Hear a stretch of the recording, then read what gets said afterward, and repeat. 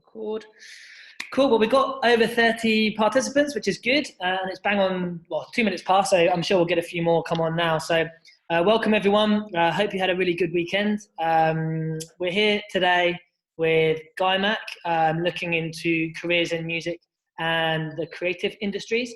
We'll come to Guy in a second, but let me just talk you through a few things of what to expect. I know those of you who have been on our webinars before, do you want to maybe write something in the chat just to let me know that you're here again, because I do recognise the names that we see. If you've been on one of these before, just put your name in the chat box. This is how you can communicate with us over the webinar, which will be about 45 minutes to an hour maximum, because Guy's got to get off at 3 o'clock. So you'll see on your laptop, if you are on Zoom, there's a panel bar basically, which will either show you how to chat via the chat box, which you can just you can use generally. But if you've got a specific question, could you use the Q&A box, if that's okay? If you're on your mobiles, I'm not sure if there is a way that you can ask questions other than if you do have the app on your phone, you can raise your hand and then we can try and let you speak that way. But I've seen there Chimney, Raoul, good stuff. So you guys have obviously been on some of our sessions before. Last week we were CV sessions, LinkedIn. We had a few different sessions going on. It's quite nice that we're doing something specific to music for this hour. So hopefully we'll get to see some different faces and hear some different voices from normal. So the agenda for today, we'll introduce our panelists. We'll go through the main content. Look, this is a Q&A, so it's not really teaching you any specific skills. We're going to be asking Guy different questions. So the first part of the session, I'm going to be asking Guy some set questions.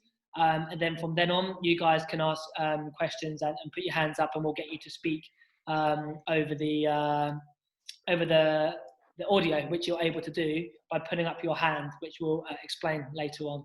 So type questions. You can ask a question at any time, and I'll read it out. And then probably about halfway through the session, we'll then start letting you guys speak to Guy directly. So that's how it's going to work. So those of you that don't know, I'm the CEO and founder of Pathway CTM, the boring bit. Started the company 6 years ago. We work with lots of different organisations to make sure that young people, you guys can get a good access into employment.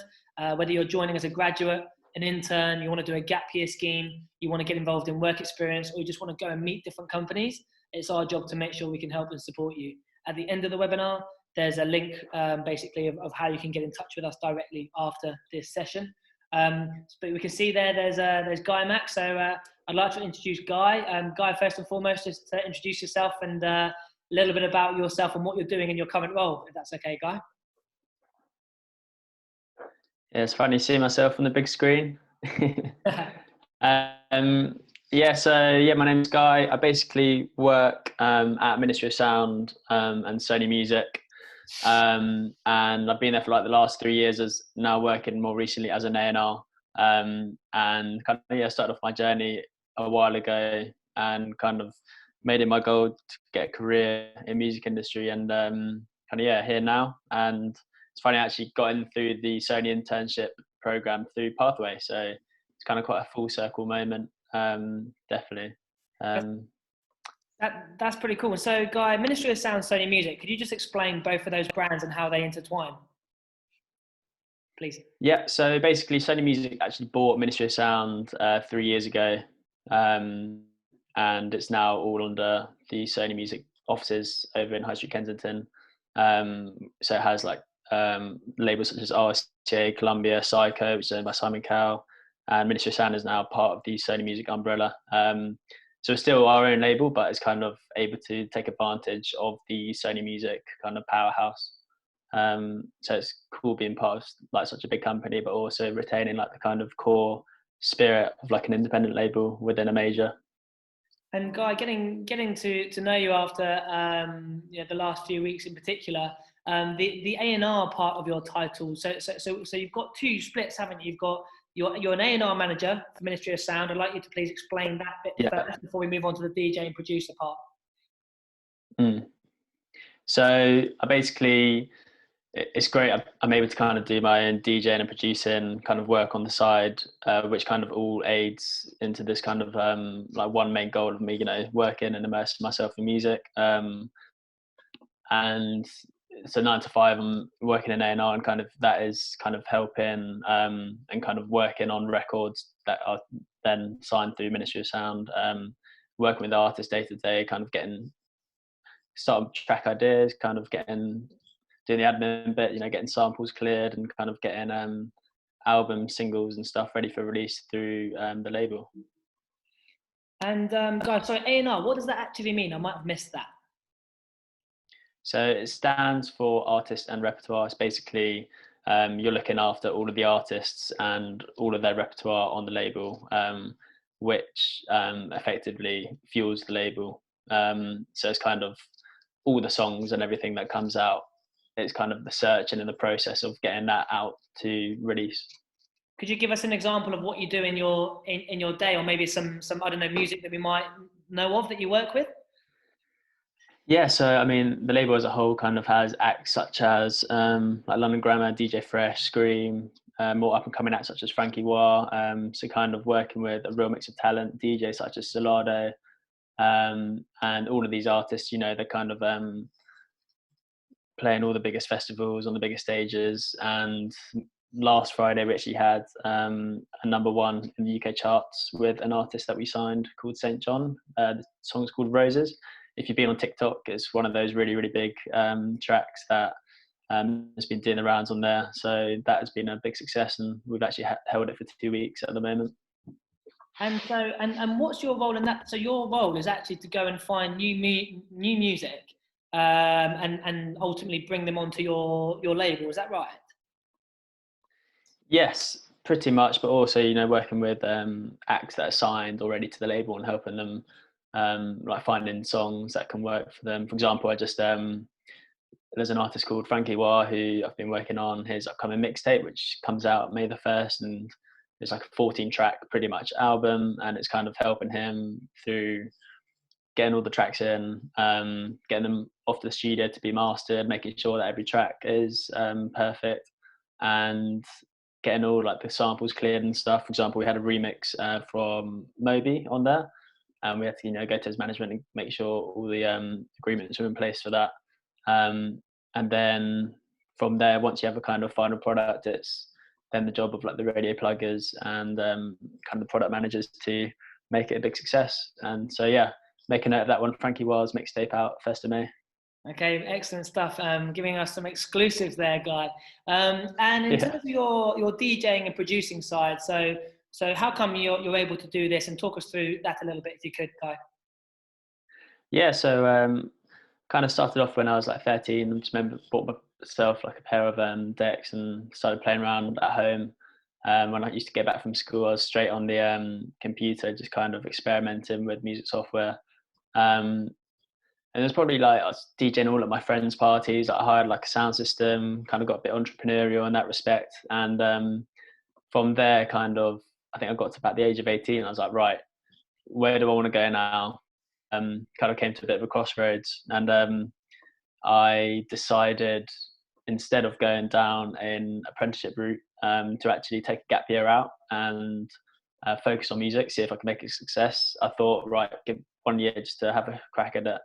And I was kind of looking at the likes of Avicii and stuff, and all those people who were kind of massive in such a short space of time. And then after that, I was like, right, let's go to university to actually kind of take it a bit more seriously. Did a 2-year degree course there, and all the while I was kind of releasing music and getting plays in Ibiza, kind of lots of other festivals in Europe and across the world, which was really cool to see for me. Just that kind of gave me just an initial buzz, and then being able to go through Sony and Ministry of Sound straight after university and still being able to do it is just such a massive bonus, and I'm really happy with how everything's turned out.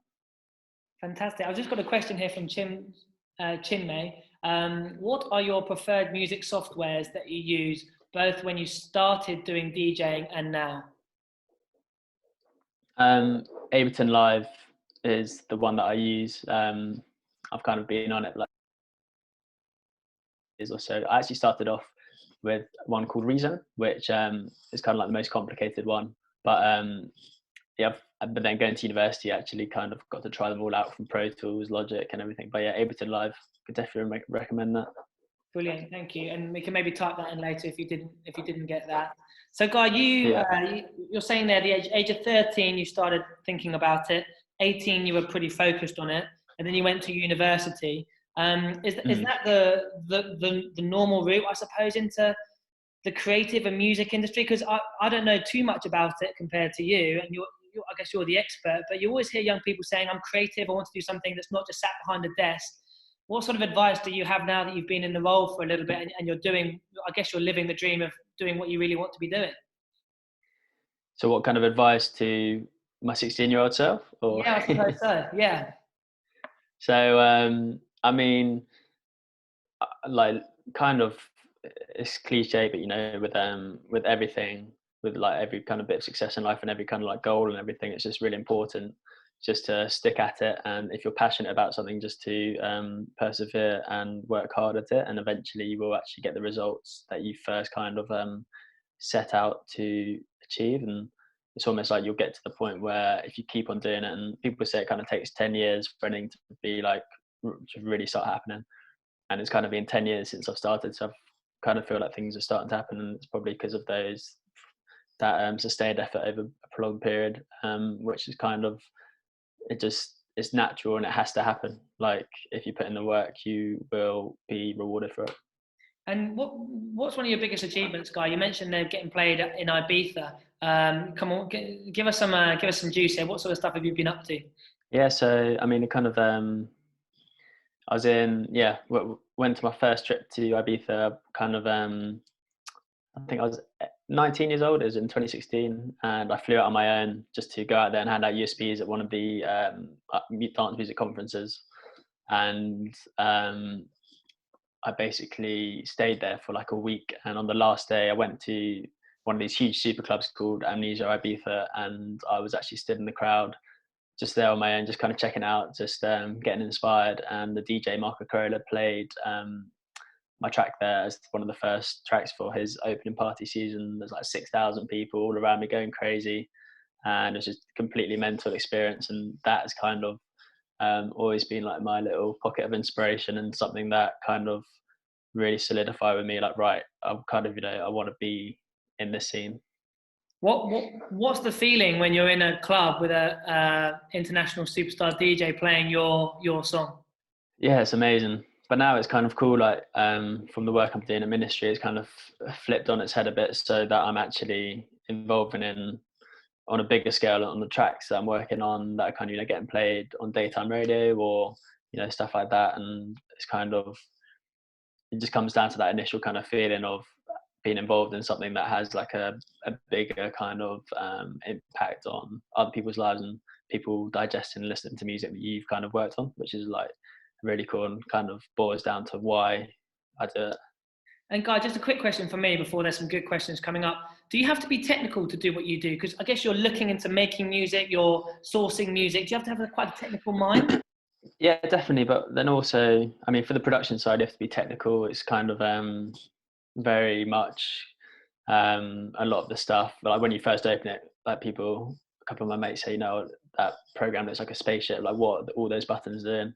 But then also, I think you just have to have like a practical mind, and just to like sometimes making music, you can beat yourself up and be like, oh, I'm making rubbish, or making the best stuff. And I think you just got to be true to yourself, and being technical definitely helps.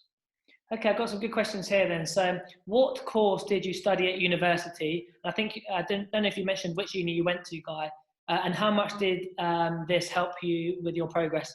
Yeah, so I actually did a 2-year degree course at the Academy of Contemporary Music in Guildford. This basically was a short course from 3 years to 2, which they don't actually do anymore, but it was really helpful for me just because it kind of allowed me to kind of condense all of my education into a short amount of time with not as much debt. And the course was actually beneficial just because you're around musicians, and you're in an environment where everyone's kind of got the same mentality, which definitely helps. So Oh yeah, I'd recommend something like the Academy of Contemporary Music, or I think there's a few in London like SAE. But yeah, it was really good. So quite a specific course that you're selecting there. It's not just like going to Loughborough and studying music, right? Am I right in saying? No, yeah. Okay. Do you believe that university? Do you believe that the university route was worth it? Another question. For me, yes, because it definitely helped getting into the Sony music internship application, just because I think they received about 3,000 applications for 25 roles. And so it's just another thing to add, and kind of shows that I'm more like really focused in music. Um, so for me, it helped my journey specifically, yes. Okay, good stuff. What is your opinion on music business degrees? Do you think that they are worthwhile, and has your company got any connections to any of those courses or universities? Yeah, they're definitely worthwhile. Um, Basically, yeah, there's quite a few people at Sony who actually came from my uni who did music business degrees. So yes, they are worthwhile, and I'd recommend checking out the music business degrees at Academy of Contemporary Music. So I know there's like definitely a handful of people who have been on that course. What's your advice for smaller bands looking to self-produce? I'd say just kind of get a basic like home recording setup, or there's a really good studio which is called Pirate Studios, and you can literally just go there. I think pay per hour. Um, and I'd say just work on trying to find your sound and just record loads of demos. Try and build a small fan base, just to kind of like start at a small level, and then just kind of take one step at a time. But just focus on the music. And I mean, so many bands nowadays, have to be kind of everything. You have to be marketing yourself really well. You have to have like really cool visuals, really cool artwork. So I feel like if you've kind of got a vibe and a sound, just go with that, and yeah, just trust your instinct. It's funny, Guy. In a few weeks, hopefully, with a big law firm, we've got a resilience workshop on how to be resilient in a top city firm. But it sounds to me like music and getting into the music industry, you've got to be really resilient, focused, and even when you're doing well, you never know how long that's going to last. And is it quite difficult? And maybe what have some of your challenges been? And that attitude to keep on going. What does that feel like? I mean, for me, it's just kind of I've just always been resilient, just because I've always been so passionate about it, and always really believed in it, and always kind of really enjoyed what I'm doing. So I think if you make sure that you're always enjoying what you're doing, even if, I mean, there might be some elements that you don't like doing, but I remember when I started out as an intern, I was kind of doing a lot of like the dull work, but I remember like the senior guys above me was telling me like, you know, get this year done, and then if you impress, then you can kind of move on to the better stuff, and that has happened. So I just say, key to resilience is just perseverance. Absolutely. And we'll come on to your internship, which was your first step at Sony Music soon, because that sounds like we want to just dig in how you got that, and like how you got through that application process and what that was like. But there's a few questions coming in first. So Hanshi says, how do you get into the process of creating a new song? I have no idea. Guy, how do you create a new song? So I mean, for example, last night I was just had a little studio session, and it kind of, it's like you need to find something to kind of like just give you an idea. For me, I kind of will start off just by like making some basic drums in my music software, and then from there I might kind of like find an old a cappella or a sample that I can kind of place into it, or maybe try like a bass line or something. But for me, it's just I remember Nile Rodgers said, I went to one of his panels, and he said, the minute you stop having fun in the studio, just leave. You just need to kind of go in with the kind of mindset of just you're making music just because you enjoy it and you're having fun, just being creative. So I mean, you can start a song from kind of any kind of little snippet of an idea. For example, you might hear something outside and maybe record it and then try and bring it back in or something. Yeah, the opportunities are endless. Fantastic. And Morgan says, what's the best way to promote your music? Maybe like some examples of your own music here, Guy. What do you do as your own DJ, so to speak? So like within the dance music world, a really common way is kind of getting all these big videos of DJs playing your music and stuff. And I mean, it doesn't always happen, but it's a good way because kind of people see these big DJs playing the music, and therefore they'll be like, oh, Solardo playing this song, I'm going to go out and purchase it, because they've kind of like put their stamp of approval on it. So yeah, one way that we kind of do the label that we run, we actually kind of push out our release to a big promo pool of DJs. And then I go on Instagram and I literally search all the videos, all the Instagram stories, trying to find a video. And so I've got a 99.9% success rate of finding these videos of DJs played by music. So that definitely helps me. I've got a question here from Barney saying, by the way, guys, I'm going to ask these questions for about 8 more minutes, then we'll go live and you can ask questions yourself to Guy. Do you think a small independent artist should sign to a label in able to get more recognition, or are they best to keep working independently? I'm struggling today with my questions. You need your glasses. I do. I really do.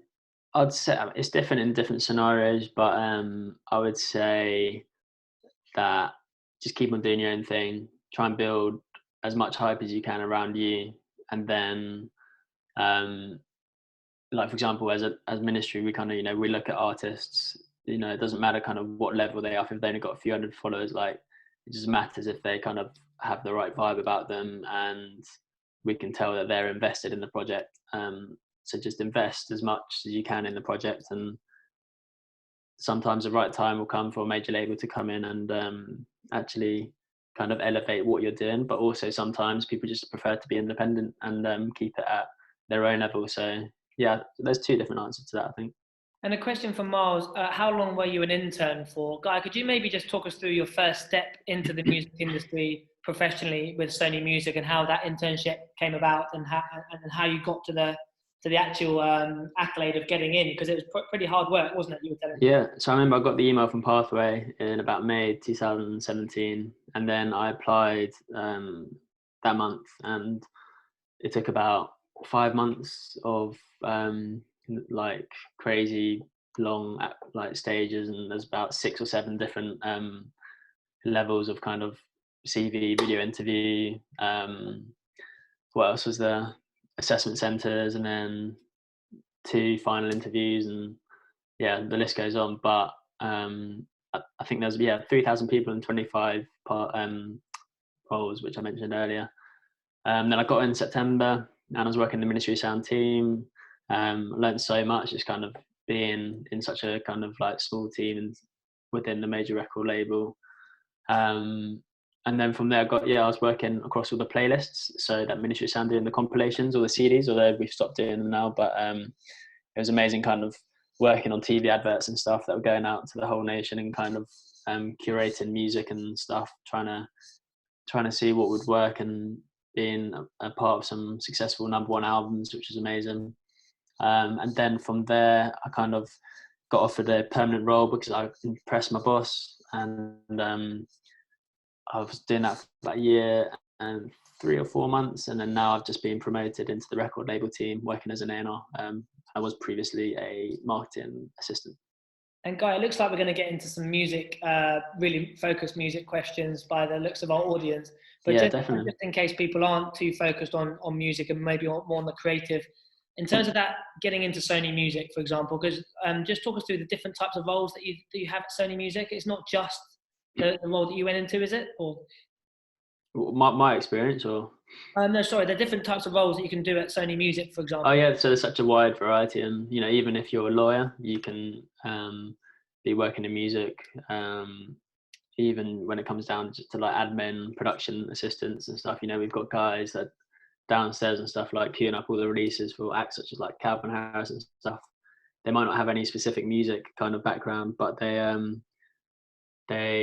kind of are completely involved and immersed within it all. So there's definitely opportunities, and people. I think there's one guy who's now been at Sony for 30 years. He started off in the post room and is now like a senior label manager at Sony CMG. So yeah, there are so many different kind of roles and stuff, and from working in press, being creative, being an artwork designer, being assistants, marketing, There's lots of marketing based roles available. Okay, that's Um, really helpful. Thanks, Guy, to widen it out for us there. And who do you see around the office? What sort? Are there celebrities that come into the Sony yeah, office? sometimes. I mean, like the little mix girls are always in, and it's funny. A couple of years ago, Pharrell Williams came in, which is cool to see him. But yeah, there's always people popping in from like Craig David to Harry Styles, and sometimes you have fans queuing outside the office doors, and it's quite funny. That's pretty cool. My last question before we go to the students is just tips for assessment centre, because I remember you had to send in a video, didn't you, to start with at Sony Music? Do you think that was to prove your creative spark? And what did you Yeah, send in? so basically, it's just kind of my view going in was all right. Every single stage that I kind of have here, I'm going to try and kind of give my absolute best, and just kind of how can I separate myself in these stages from other applications.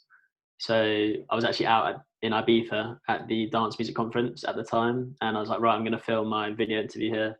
Did a 60-second clip by the pool.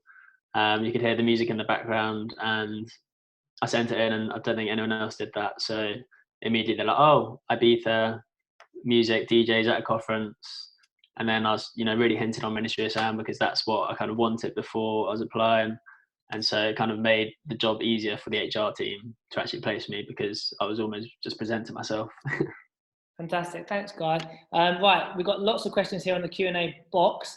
Guys, you can now, if you want to raise your hand, metaphorically, by just saying raise your hand, I'll come to you, and you can actually speak to Guy over the audio. What is the average good price for recording per hour at a studio, Guy? I mean, it varies. Like from the top end studios, we'll be paying at Ministry maybe like £500 for like half a day. But then also, like I said, pirate studios, which you can book yourself, can be like £20 an hour, I think. So yeah, there's definitely ways to do it. And I mean, you can even, if you have a microphone yourself or your own laptop, you can do it yourself. So there's no excuse not to be making music, and it's definitely a lot cheaper than it was back in the day now. And I think we've got Jack. Jack, is that working for you to say something? Hello? Yeah, hi, Hi, Jack. Jack. Go for it. Grant. Hi. I'm going to try and keep this as general as possible, but as someone who does write music and wants to someday make a living off of that, hopefully, there is a lot of talk about creative industries being quite cutthroat and quite intense, sort of mentally. And I was hoping that you could sort of talk through why that is such a stigma and maybe why that's not necessarily true. So what, just for the employees or for the artists? Sort of for Bit a both. lot of people involved, sort of for Yeah, the yeah. whole So gang, yeah. yeah, it's quite funny. Like being in my 3 years at Sony, I've noticed a lot of people. There's like a high turnover of staff, and it's not for everyone.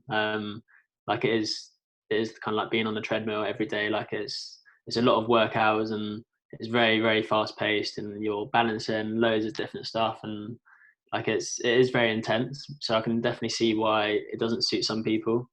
Um, and also everyone's trying to be the best. There's so much competition between all the major labels, even all the artists. They're just wanting to get placements in Spotify's New Music Friday playlist. Everyone's just every week on week, it's just kind of searching to just be the best, and that comes at a price of just having to work hard all the time. And I'm on my emails at night, on the weekend, kind of like looking for music on Radio 1 shows on Friday, Saturday. But it's definitely worth it because the end result, just being part of that is such a massive reward. But yeah, I'd definitely say it's intense. Jack, did you want to ask your other question around that you typed into the Q&A? Oh, yeah, sure. I was just going to say, let me see if I can find it again, sorry. The best way of making your name in the industry. Oh, thank you. The sort of best way of making your name in an industry as a songwriter without being an independent artist first, like heading straight in as a songwriter because of time commitments or something. Yeah, I'd say like songwriters and stuff, it's probably worth maybe reaching out to some like publishing companies and stuff, because or even just kind of uploading your stuff to SoundCloud and just hitting up just any managers of artists that you kind of aspire to.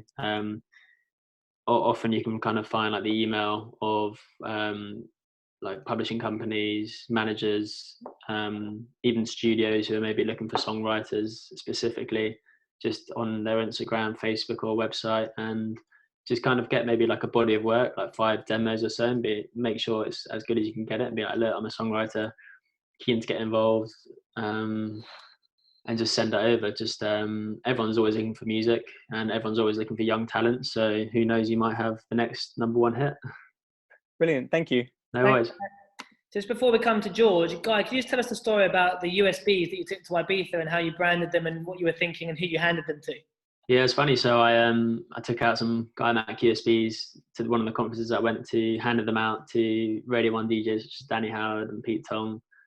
And I handed it over physically to Pete Tong, gave it to him. And then it's funny, 4 years later, now Pete Tong works at Sony Music in the US, and 2 of the tracks that I've signed to Ministry, he's just signed to his label. So effectively, he's now liking the music that I'm giving him, but it's just in a different form and not on one of my USBs. No, good stuff. Thanks, Guy. And George, is that working for you now? Hear me? Yeah, George, can you just, we can't quite hear you just yet. Can you speak a bit louder? Can you hear me now? Yeah, we can. Yeah, go for it. Okay. Cool. So I came to Sony in November as part of the national lottery trip. Amazing. And so there were a few talks about A&R, so I decided that I want to follow the same route and go into A&R and make my Okay. own. What would you suggest is the best sort of experience to? Well, I want to apply for the internship. Yeah, but the Sony Music internship. Yeah, definitely. I'd definitely recommend applying for that. It's such an amazing opportunity, and it can open so many doors. The one role that isn't actually advertised in the internship, or kind of throughout kind of the careers page and stuff, is A&R, because it's kind of quite a particular role, and it kind of takes your connections and network to get in there. But what I do is just get your foot in the door as the first step. So trying to get into Sony Music, just really plan for that. If that one doesn't work out, the Warner Music and Universal also do internship programs, and once you're in there, just try and grab a coffee with the A&Rs and kind of say like, and just try and have them as your mentor or something. Then maybe a couple of years down the line, you'll be in a position where a junior position has opened up, and they know that you're the guy who kind of knows all the music coming through, and that could be your opportunity. But yeah, feel free to drop me a note when you're applying to Sony Music, and I can help you out maybe with a session. Okay, thank you. Cool. That's great. Thanks, George. Good man. Any more questions? Do put your hand up. Otherwise, Guy, you've got 10 minutes, I think, haven't you? Yeah. I'm going to try and get through. If you put your hand up, we'll come to you next. Otherwise, I'm going to go to these questions. How does the university journey compare to degree apprenticeships in terms of social life? You didn't do a degree level apprenticeship, did you, Guy? No. Know about them? Potentially not. If you want to touch on this, potentially not. I didn't do a degree apprenticeship, so can't really answer that one. What was life like at uni? Did you enjoy it? Yeah, it was really good. I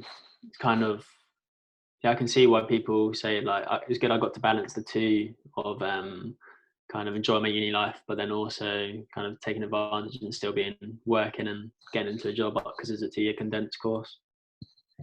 No, good stuff. For someone who's interested in getting into the music industry, but isn't sure what sort of field they are interested in yet, what's your advice?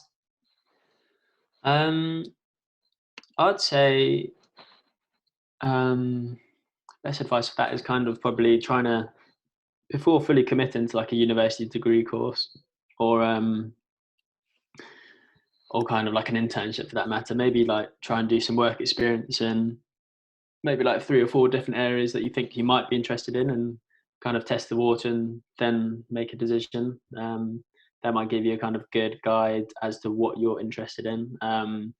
For example, you might maybe be like, right, if I want to be more hands-on, I'll go to a studio and assist for a day, and just be making teas and coffees, and just kind of seeing if being more technical engineering aspect helps, or if actually you're more interested in the marketing side. But yeah, I'll kind of say, just try and put yourself in a few different situations and see what you enjoy the most. We've got a question from Elle Clover now. Hello. Hi, yeah, you're right. Hi, yeah. What would you say to someone looking to make a name as a classical musician? For example, writing instrumental music. Would that be a different route to someone who wanted to go into, for example, pop music? Or would it be a So similar kind of thing? I missed the first part of your question. Can you repeat that? What would you say to someone looking to make a name as a classical musician, so Right. writing instrumental music? Yeah, I mean, there's opportunity for everyone, every kind of different style and genre, and obviously, kind of pop is more the obvious choice. But with classical, I think there's a Sony classical label. I'm not too familiar with it, but I know that they definitely do sign artists and stuff. But maybe with that, it's a case of uploading and kind of trying to build your own fan base through maybe uploading some YouTube videos of you covering some kind of famous, well-known songs in a classical light. I think Pete Tong recently did it with his Ibiza orchestra show, and that's been a huge sellout success. I don't know if you've seen it on BBC Radio 1 Proms, but he basically covered loads of Ibiza classics, and everyone loved it. So that was a nice tie. And I think the composer Jules Buckley actually kind of became really successful through that.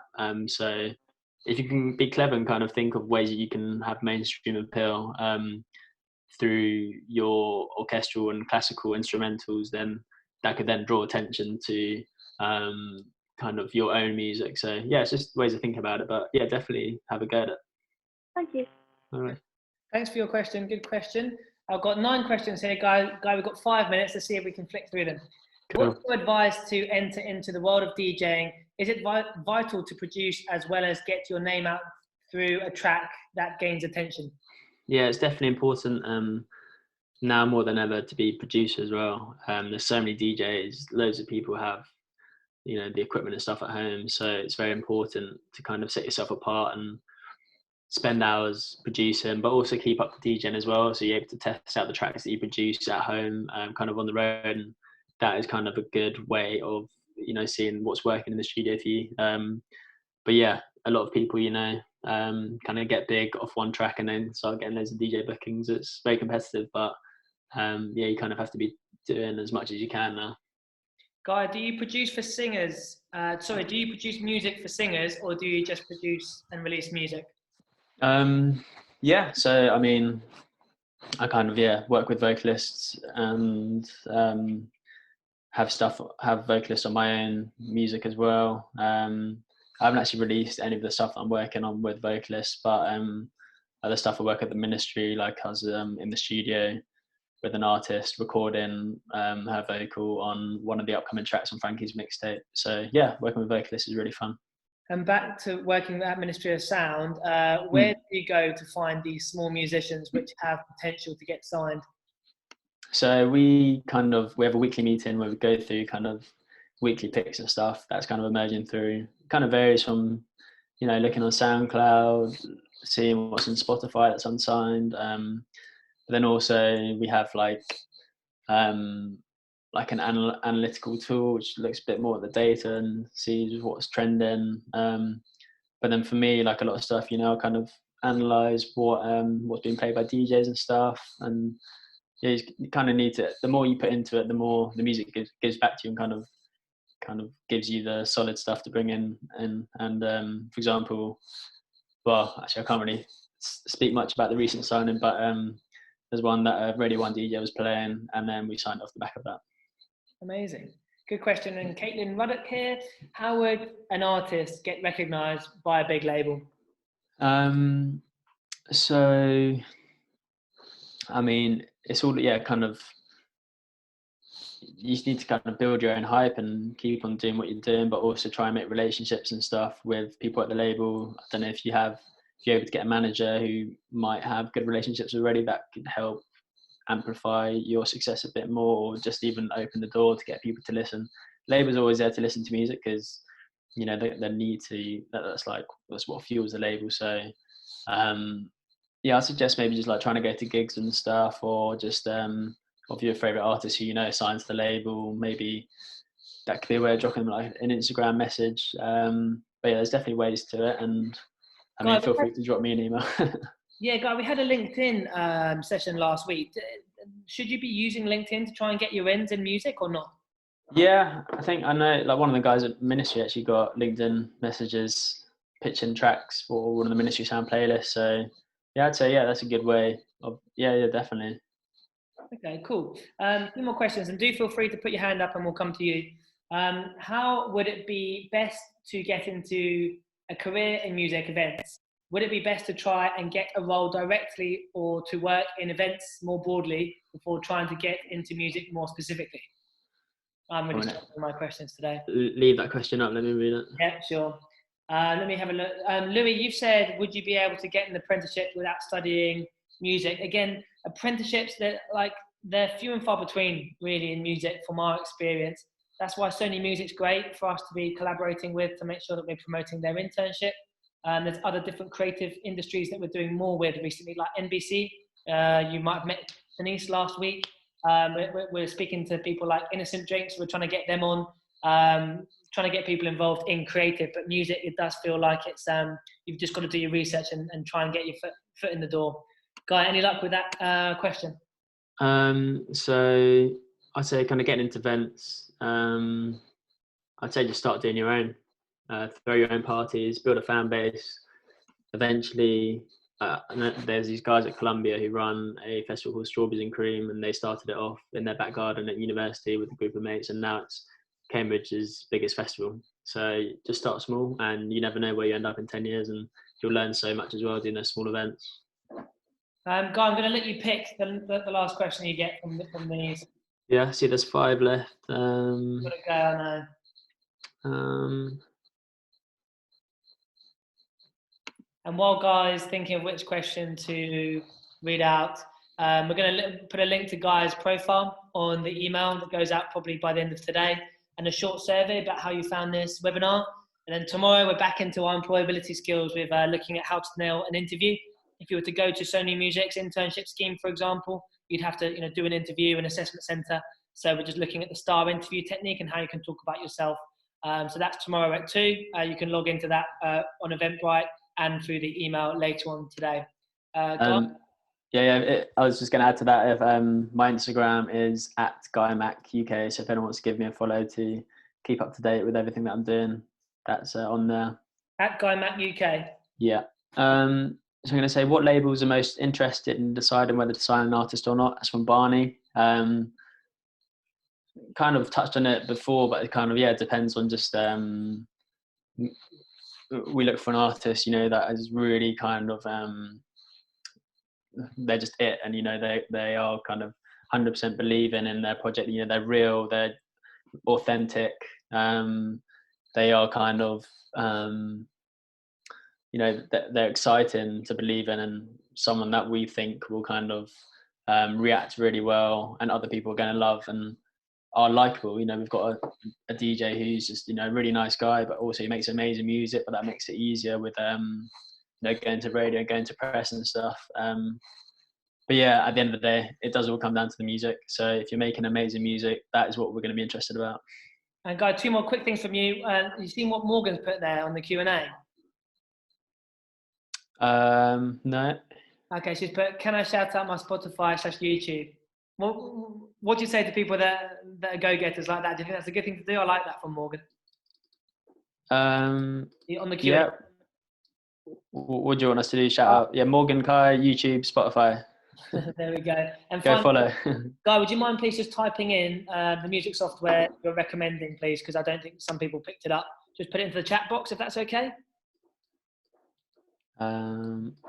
Is that okay, Guy? Just whack it in the chat box to all yeah, cool. Yeah, brilliant. I'll just put that in there. But cool. Any last remarks? Top tips for young people who have just had to leave us? Just work hard and keep on getting at it, and feel free to drop me a note if you've got any questions, or if you're looking to get into the Sony Music internship, then get in touch. But thanks guys, and thanks for having me, Chris. It's been a pleasure. Thanks, Guy. We'll let you get on with your day. Thanks for your time. Cheers. Yeah, thank you. Thanks.